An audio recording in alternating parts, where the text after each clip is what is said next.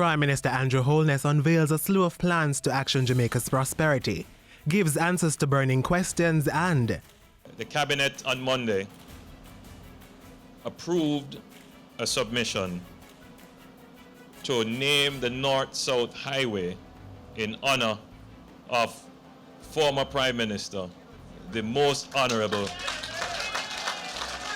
Edward Philip George Seaga. You're watching Jamaica House Weekly. I'm Anthony Morgan. In Parliament Tuesday, Prime Minister Andrew Holness gave his contribution to the 2018-2019 budget debates, announcing several plans to move the country forward. Among the immediate actions are a solar lamp program for energy-poor households and a plastic bottle return system in partnership with the private sector to tackle solid waste. Mr. Holness said youth employment will be increased in the year through the expansion of the Hope and Legs program, as well as new developments within the business process outsourcing sector. According to Prime Minister Holness, housing is expected to be bolstered with the adoption of a systematic land registration program when the Land Administration and Management Program (LAMP) is included in the operations of the National Land Agency. Through this initiative, 20,000 parcels of land will be registered with titles over a 3-year period, with $2 billion in partial funding from the National Housing Trust. Mr. Holness also said the National Housing Trust and the Housing Agency of Jamaica will be ramping up their provision of housing in the 2018-2019 fiscal year. In addition, an urban township is being planned for Bernard Lodge in St. Catherine. When this is complete, having gone through the processes prescribed by government, 17,000 new homes plus the other uses will be accommodated in this area. Agro-processing. So if you are talking, Mr. Speaker, about us expanding options and access to housing and communities, this government is going to make a radical transformation of the housing landscape.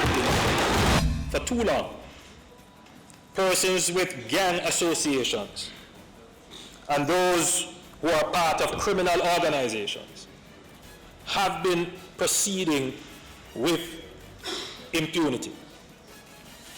Currently, research is being undertaken to guide the establishment of a watch list. That watch list, Prime Minister Holness says, is part of government's enhanced security program. The watch list, he says, will complement the ongoing state of emergency operations, amendments to the Firearm Act, and the reintroduction of the Vale Royal talks with the parliamentary opposition.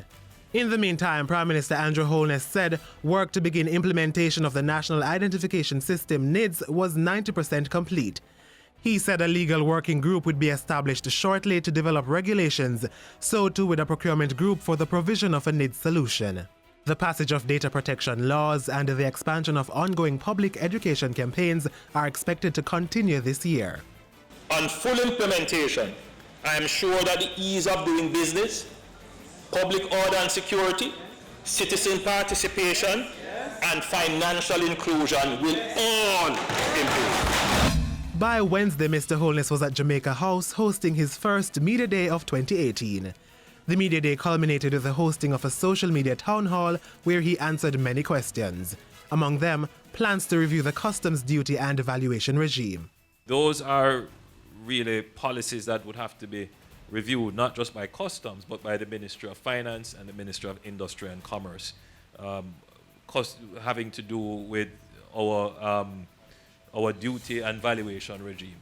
And I think it has come to the level where those things would have to be reviewed. So my short answer is yes. On Thursday, Prime Minister Andrew Holness was on hand to rededicate the remodeled Bustamante Museum on Tucker Avenue in St. Andrew. The building, which is the former home of the island's first Prime Minister, was renovated by the Jamaica National Heritage Trust. Prime Minister Holness announced that Cabinet had given approval for the North-South Highway to be renamed in honor of former Prime Minister Edward Seaga. And there is good reason why it was selected. Edward Seaga was responsible for the development of downtown Kingston.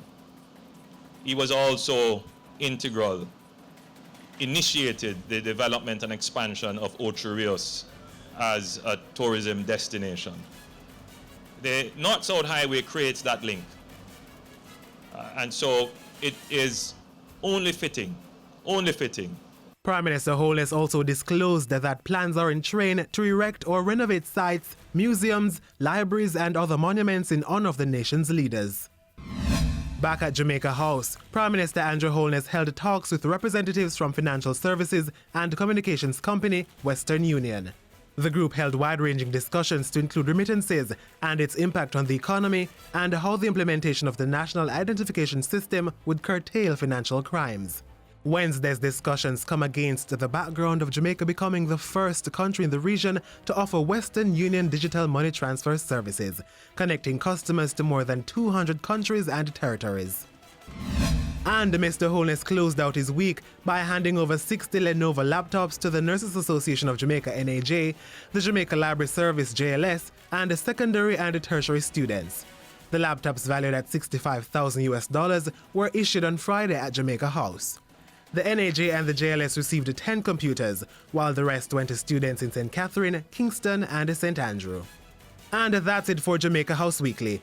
Be sure to join us next time for the latest news stories coming out of the office of the Prime Minister.